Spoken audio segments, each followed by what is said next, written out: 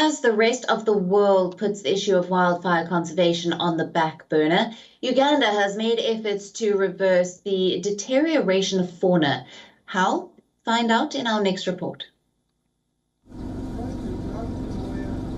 The Queen Elizabeth National Park is one of Uganda's most popular tourist destinations.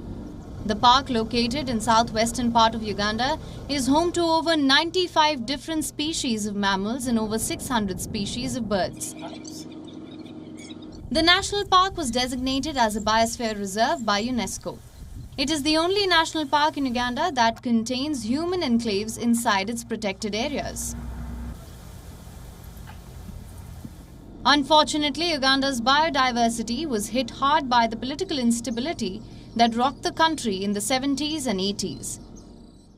The Second Republic of Uganda existed from 1971 to 79, when Uganda was ruled by Idi Amin, a military dictator. Due to Amin's policies, the Ugandan economy was devastated.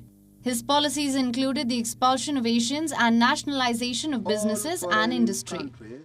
Additionally, it also led to the extinction of some species in the region, as environmental matters took a back seat.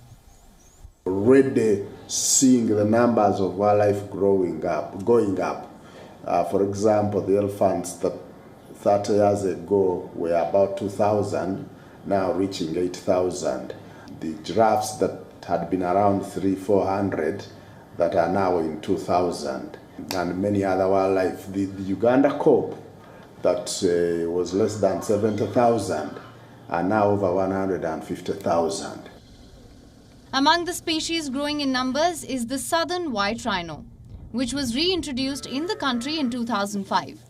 In 1983, the last black rhino was sighted at the Kiripo National Park. Until the reintroduction of southern white rhino, there were no rhinos in Uganda.